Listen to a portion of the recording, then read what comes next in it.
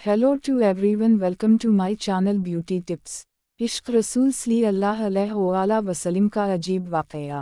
शेख अल-आसाम हज़रत अल्लामा ज़फ़र अहमद उस्मानी रहमा अल्लाह अलैह फरमाते हैं कि मैं उस ज़माना में हज के बाद मदीना मनवरा गया। हम लोगों ने खाना खाने के बाद दस्तरख़्वान को लेकर एक ढीर पर झाड़ दिया ताकि रोटी के बचे टुकड़ों और हड्डियों को जानवर खा जाएं।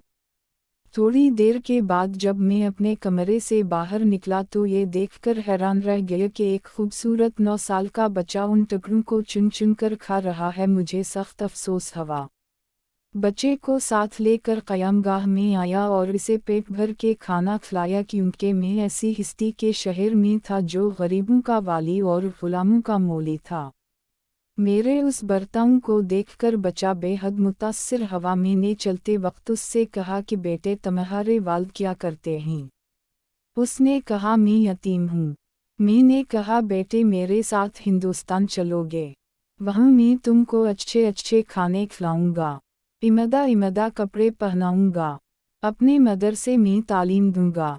जब तुम आलम फाजिल हो जाओगे तो मैं खुद तुमको यहाँ लेकर आऊँगा और तुम्हारी वालिदा के स्पर्द कर दूँगा। तुम जाओ अपनी वालिदा से इजाज़त लेकर आओ। लड़का बहुत खुश हुआ और अछता कोदता अपनी वालिदा के पास वापस गया। वो बेचारी बीवा दूसरे बच्चों के अखराजात से पहले ही परेशान थी। उसने फ़ौरा इजाज़त दे दी। बेनूर आया और मौलाना को बताया कि मैं आपके साथ जाऊँगा।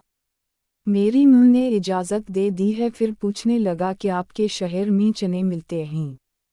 मौलाना उस्मानी ने बताया ये सारी चीज़ें वाफर मकदार में तुम्हें मिलेंगी।